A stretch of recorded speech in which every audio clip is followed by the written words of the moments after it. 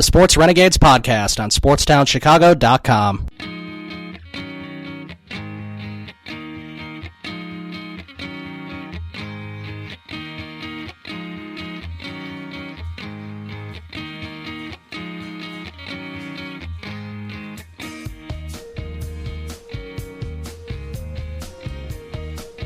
Welcome back to the Sports Renegades here on SportsTownChicago.com. I'm Ryan Stuprich. And I'm Ryan Risky. We're going to continue talking about the Bears right now, and then after our next break, we'll get into the NFL playoffs and talk about some actual teams that are doing things.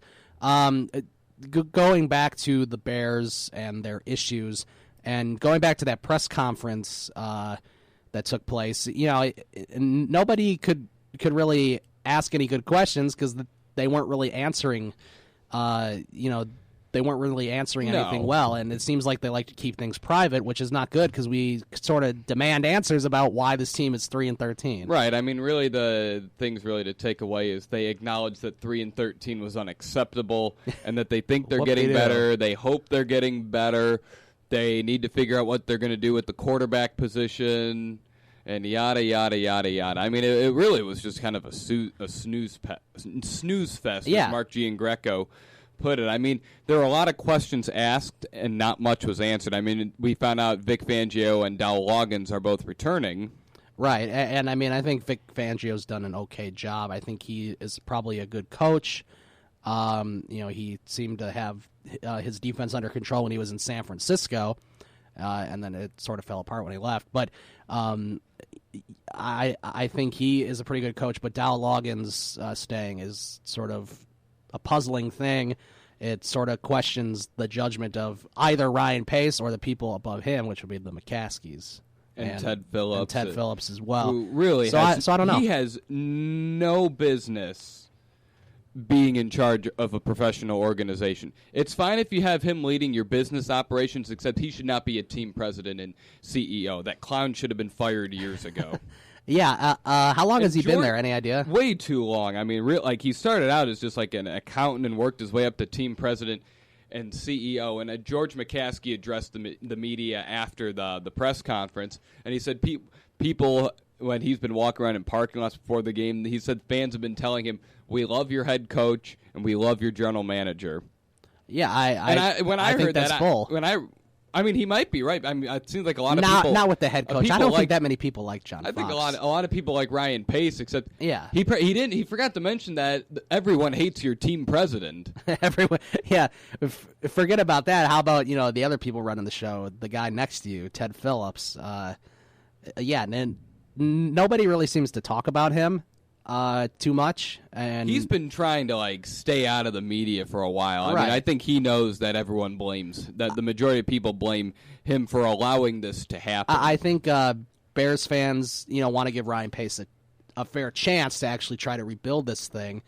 I remember George said that he's a guy that has little to no patience, except he said he has to give Ryan patience. He said after a 3-13 season, you'd like to fire people, except you can't fire a guy that's doing a full-on rebuild. No, and but I think John Fox, I think a lot of people are upset with the way he manages games. It is bad, the way he manages his timeouts. Yeah. And he said they have people in the upstairs that are on headsets telling him when to call timeouts. They have people upstairs managing the clocks, when to challenge plays. And I'm thinking, those guys need to be fired. They're not telling them when to throw the challenges at the right time. Remember week 1, Brock Osweiler on a QB sneak clearly did not get a first down. Right. And then they gave it to him, and then the Bears didn't challenge. No.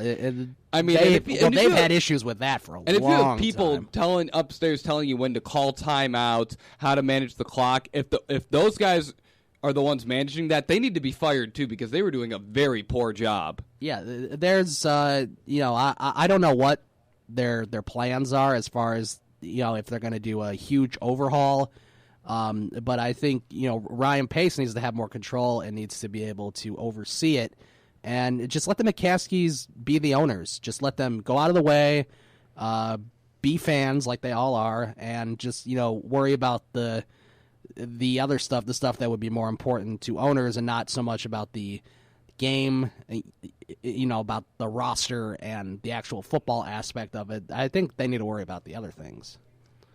and leave Ryan Pace to his job and do what he's going to do. And whether that be fire John Fox, which frankly I would be okay with. I don't think they're going to do it, like we said. I mean, I think if they're going to give Fox another year, honestly. I mean, I really don't think that you can really judge Fox by wins and losses right now. I mean, they also had 19 guys on injured reserve. Yeah, I mean, they did get hit by the injury bug hard, and that sucks in the NFL because it's hard to overcome those injuries. But, that doesn't excuse the fact that they don't have enough talent to overcome from the injuries. Right. I mean, I think Fox needs another year. Like, I think if they don't really see, like, substantial improvement, like a bright light at the end of the tunnel at the end of next season, then he should go. Back to Dow Loggins, though. Oh, boy. He's previously a former quarterbacks coach for the Cleveland Browns. That's where he was. That's where he was before he came to the Bears. Oh boy! So he was working with Manziel and some of the other horrible quarterbacks that they've had. Yeah, he was the offensive coordinator for the Tennessee Titans from 2012 to 2013 as a part of. What a great offense that was, huh? Yeah, as part of Mike Munchak's coaching staff, and days after Ken Whisenhunt took over, he was fired. Makes sense. And then he was hired by the Cleveland Browns, and then after that, he came to the Bears. So, I mean, he really hasn't had, a lot of success where you feel good about. So his first job in the NFL was with the Titans, or did he do some other stuff before that? He played college football at Arkansas. Okay, yeah. I mean, I'm assuming he did. I mean, for actual big roles like quarterbacks coach and offensive coordinator, right? Nerd type stuff. Yeah. So I mean, someone must like him because he's gotten 3 jobs, albeit not with very good teams. It might be the McCaskies just don't want to keep firing offensive coordinators.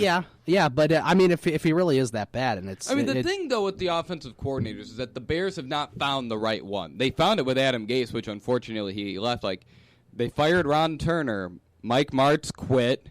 Mike Tice should have been fired years before he was even promoted because he was the offensive line coach. And the offensive line was always bad. Oh, yeah.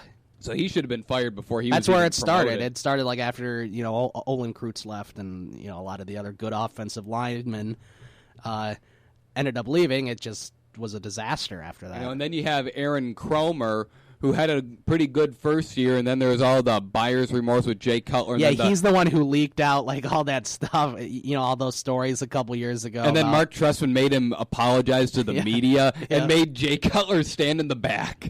Oh, my gosh. Oh, man. Hey, so then you have Aaron Cromer. He had a good offense one year, very poor the next year, so he was fired. Then you get Adam Gase, phenomenal job. He leaves. So then you're on your 6th offensive coordinator since Jay Cutler has been here. Yeah, since the 2009 season. And I believe, in retrospect, that trade seemed like a good idea at the time between the Broncos and Bears. They had to do it. At the time, they had to do it. It seemed like a good idea at the time, but I mean, now looking back at it, maybe they should have explored other options. I'm not saying that Kyle Orton should have been the quarterback because he shouldn't have, but maybe that was the year that you drafted somebody good. I don't know who came out of the 2009 NFL draft, but there's got to be somebody in there who's a starting quarterback right now in the NFL. That might have been Stafford. That was Stafford and Mark Sanchez. The Stafford-Mark Sanchez year. Oh, could you imagine if we had Stafford? Because how much Bears fans hate the Lions in general, but then also hate Matt Stafford because he's kind of a character. Yeah, that would be interesting. If the Lions somehow ended up with Jay Cutler and we had Matthew Stafford and we were vice versa comparing the two, like people always did a few years ago, comparing Stafford and Cutler, who was better. Yeah. Oh man, that would be something. The only problem when you're trying to compare the two is that Skip Bayless said he'd take Jay Cutler over Matthew Stafford any Sunday. So if Skip Bayless is saying, if Skip Bayless is saying something, you whatever the other option is probably the right one. Regardless, I mean, the Bears really have never really been in this kind of position before. Like I believe they haven't drafted this high in 20, 30 years, maybe. They've always been bad or mediocre, except they've never been bad enough to pick number 3. Yeah, they were 7 last year. Something like that, 7 or 8. Something. They were 11 last year, and they were 7 the year before. Okay, going back to the 2009 draft, yeah, the number 1 pick was Matthew Stafford out of Georgia. Taking a look at some other quarterbacks, Mark Sanchez. Where'd Sanchez go to school? Sanchez went to USC in California. Then there was also Josh Freeman from the Tampa Bay Buccaneers. That's interesting. He was taken 17th. He looked good at times. Like his first couple of years, he looked like he could be the franchise quarterback for Tampa Bay, and then he just kind of bombed out. Yeah, it was not a good year for quarterbacks.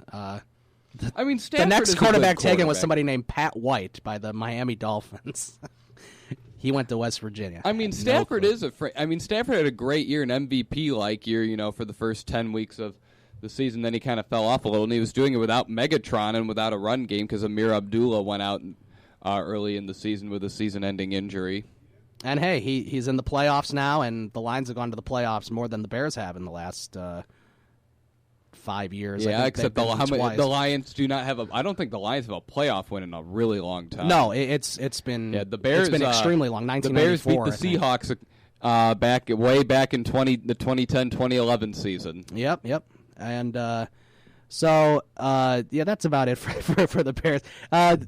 We'll see what they do in the coming months. I have a feeling that things will be different, and they should be. Hopefully, they have a lot of salary space though to add some free agents. One thing they do need to do is improve that secondary. It's awful. Yeah, that, and then like about 20,000 other things. We're going to take a break. We'll come back. We'll talk about the NFL playoffs, these wild card matchups, if you will.